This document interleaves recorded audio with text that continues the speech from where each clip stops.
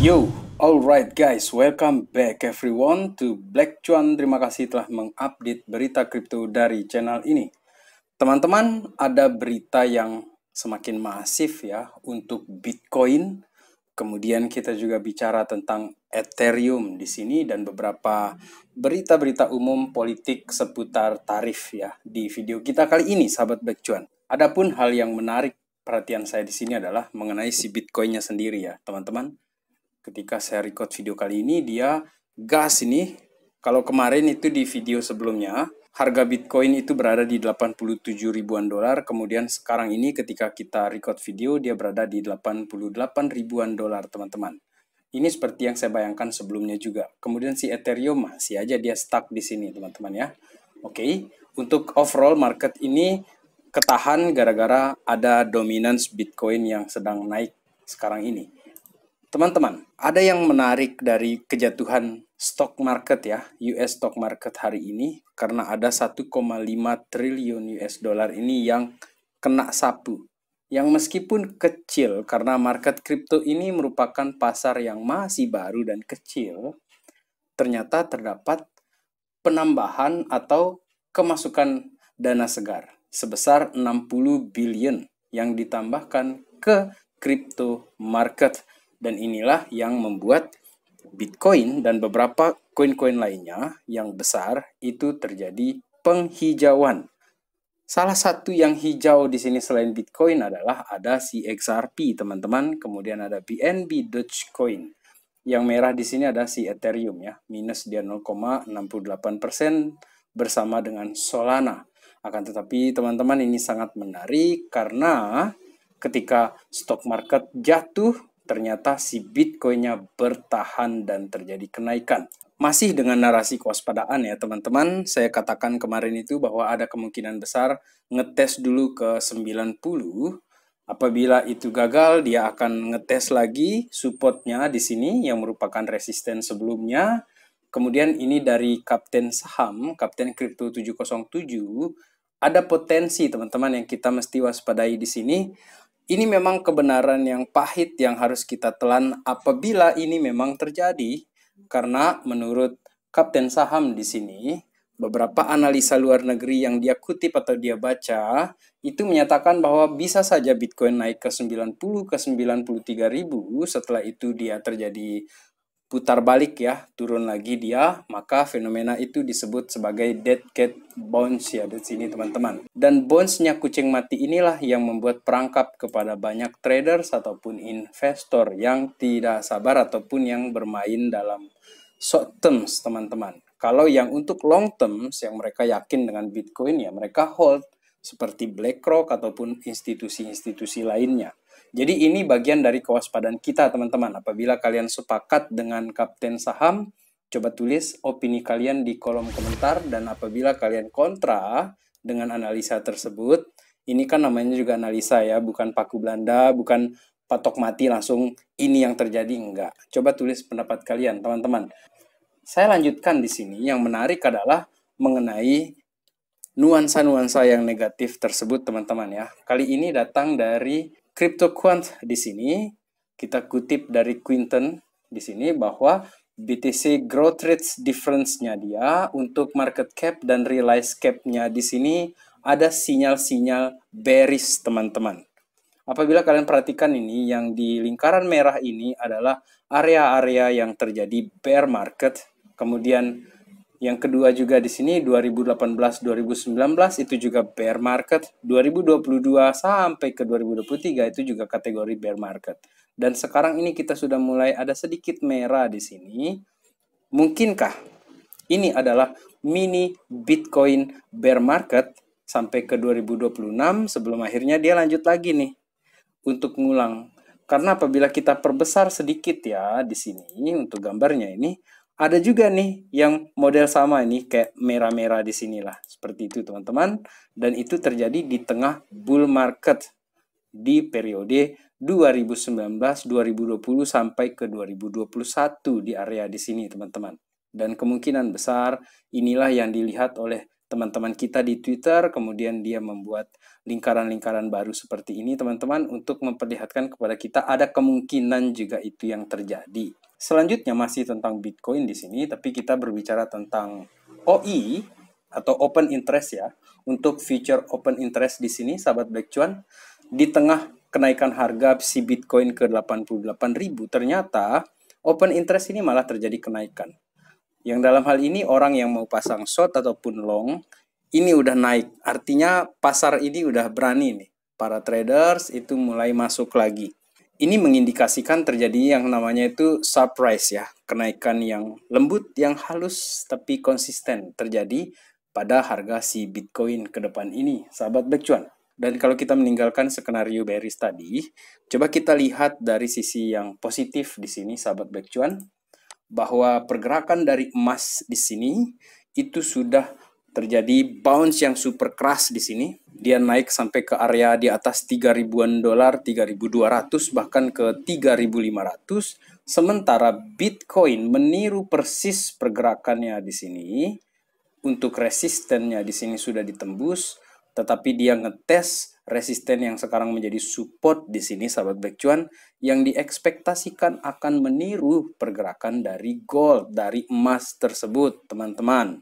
Apakah Bitcoin yang kita korelasikan dengan M2 money supply itu akan mulus berjalan, ataukah dia malah akan mengikuti pergerakan dari gold di sini, sahabat Black Cuan? Ini semakin menarik untuk kita lihat ke depan ini, karena indikator-indikator seperti ini kayaknya memang hadir untuk memperlihatkan kepada kita, wah, boleh jadi nih, ini yang kejadian. Nah, tapi kita juga mesti waspada, sahabat Black Cuan, dengan skenario yang sebaliknya. Dan sebelum saya lanjutkan, saya ingin mengingatkan kepada teman-teman bahwa this is not financial advice. Teman-teman tetap kalian melakukan riset kalian secara mandiri di sini. Dan mari kita lanjutkan, kita ngomong tentang tarif sebentar di sini ya.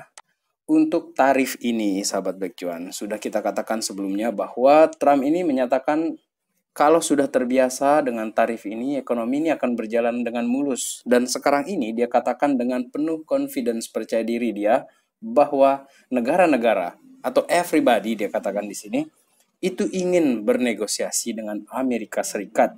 Mereka memang pede, sahabat Black Cuan. Harus kita akui di sini bahwa pasar Amerika itu besar, teman-teman. Jadi mereka ini pede kalau misalnya negara lain mereka berani tekan. Sementara kalau Cina itu sama pedenya dengan Amerika karena pasar mereka juga besar. Dan dalam hal ini, perang tarif ataupun drama yang dibuat oleh Trump ini telah menuai hasil yang diinginkan oleh dia karena negara-negara mulai mencoba untuk bernegosiasi dengan Amerika. Yang ini membuktikan bahwa masih ada taringnya Amerika dalam hal ini, teman-teman. Akan tetapi setajam apapun taringnya si Trump ya kepada negara-negara lain, kepada Jerome Powell dia jengkel, teman-teman. Tumpul dia. Karena Jerome Powell ini belum mau potong suku bunga.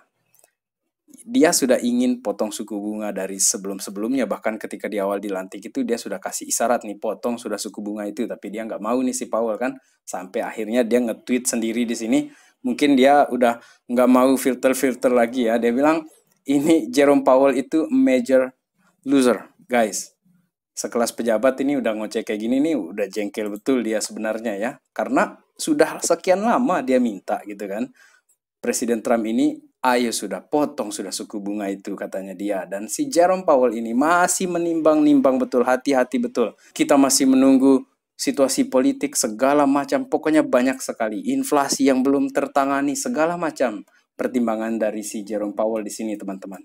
Sampai saking jengkelnya, Donald Trump ini udah siapkan orang untuk menggantikan dia. Sayangnya, undang-undang itu tidak memfasilitasi Donald Trump untuk bisa langsung pecat ini Jerome Powell. Seperti itu nggak bisa, teman-teman. Dan kalau kalian ingat ya, di kontennya Om Rio Gunawan itu, dia katakan bahwa memang di eranya Joe Biden ya, di eranya Joe Biden itu data ekonomik itu banyak yang direvisi, banyak yang dibuat-buat lah seperti itu, atau dipoles ya, dipermak seperti itu sedemikian rupa. Sementara di eranya Trump ini, itu data ekonomi itu betul-betul datanya yang apa adanya. Sehingga Donald Trump ini mikir nih, jangan-jangan kepengaruh sama si Joe Biden ini, si Jerome Powell ini. Maka kita ganti aja dia. Dan langkah terakhirnya dia di sini Trump ya, menyatakan kalau si Jerome Powell tidak mau potong suku bunga nih, dia katakan akan terjadi semacam economic slowdown ya.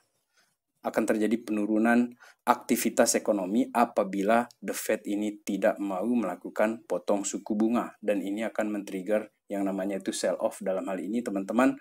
Akan tetapi seperti yang saya katakan juga ya, masih dari The Fed juga di sini. The Fed's William yang merupakan Federal Reserve Bank of New York President di sini, dia katakan belum ada tanda-tanda yang berbahaya untuk mengganti strategi sekarang ini. Jadi dia ini kayaknya satu paket ya dengan Jerome Powell. Oke, kayaknya nama-nama ini bakalan diganti nanti sama si Trump di 2026 atau dalam beberapa waktu ke depan ini. Tampaknya seperti itu teman-teman.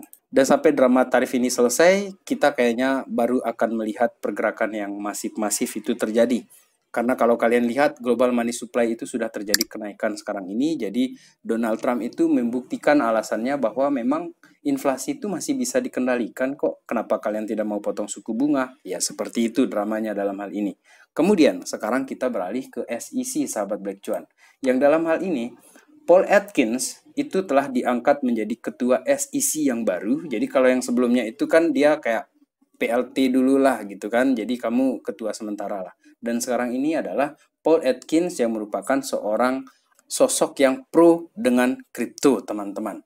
Yang ini merupakan sinyal atau angin segar untuk pasar kripto karena SEC diisi oleh orang-orang yang pro kripto.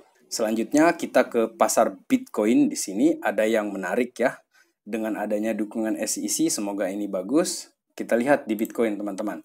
Bitcoin ini untuk ETF-nya kemarin itu dibeli sekitar 381 juta US dollar. Dan ini adalah angka tertinggi yang terjadi semenjak bulan Januari. Jadi kalau di Maret itu dia turun, mereka banyak yang jual. Sekarang ini mereka masuk lagi membeli.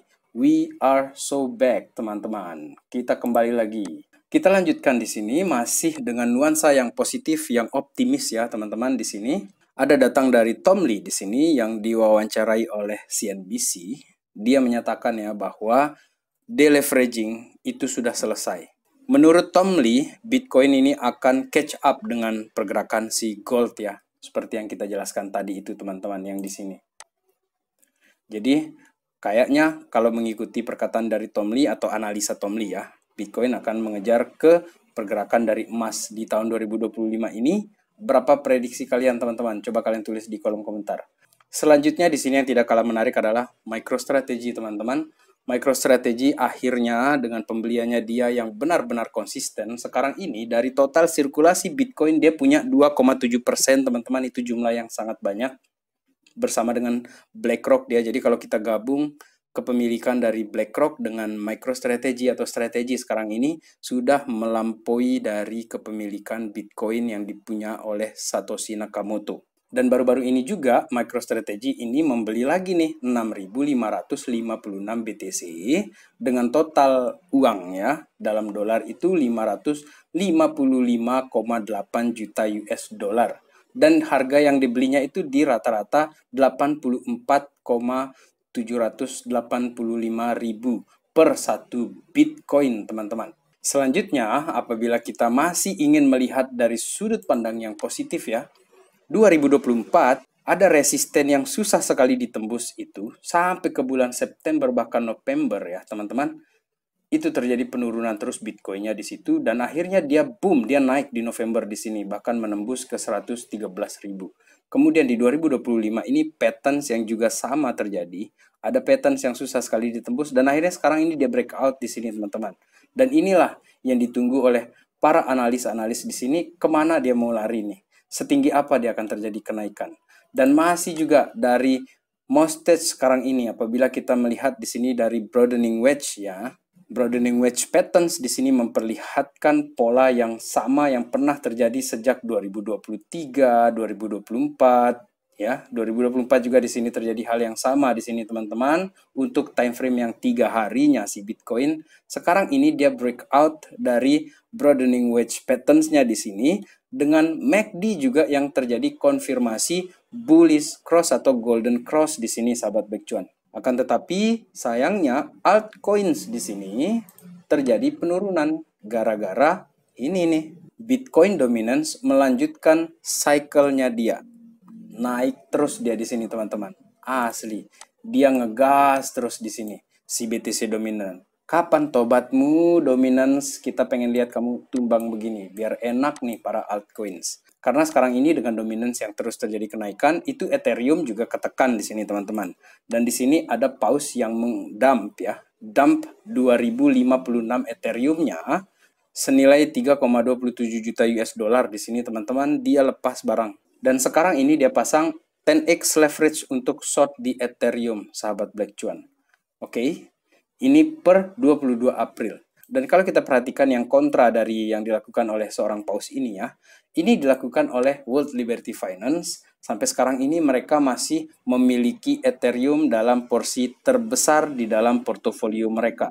Jadi si World Liberty Finance ini yang dimiliki oleh Donald Trump dengan anaknya Eric Trump ini punya Ethereum sebesar 93,98 juta US dollar untuk value-nya dia di Ethereum, sahabat Black Cuan. Jadi sepertinya untuk long term Ethereum ini masih menjanjikan, sahabat Black Cuan, dalam hal ini ya. Dan saya pun di sini masih meyakini seperti keyakinan saya kepada XRP beberapa waktu yang lalu. Sekarang ini saya masih meyakini Ethereum ini akan ada momen dia akan bounce keras sekali nanti itu, teman-teman. Dan entah kapan dia akan terjadi. Menurut saya pribadi, saya akan menunggu momen itu untuk si Ethereum-nya. Kalau Tramaja masih mengkoleksi, bahkan mempertahankan Ethereum-nya, ya kenapa plankton seperti saya tidak bertahan dalam hal ini? Itu saja ya, ini opini pribadi saya, teman-teman. Bukan untuk ditiru. Jangan ditiru, nanti kalian sangkut, salahkan saya juga nanti. Oke, jadi teman-teman ya, sekian video kita kali ini. Sampai jumpa di update yang berikutnya. Terima kasih telah menonton. Salam Black Cuan. Peace, my friend.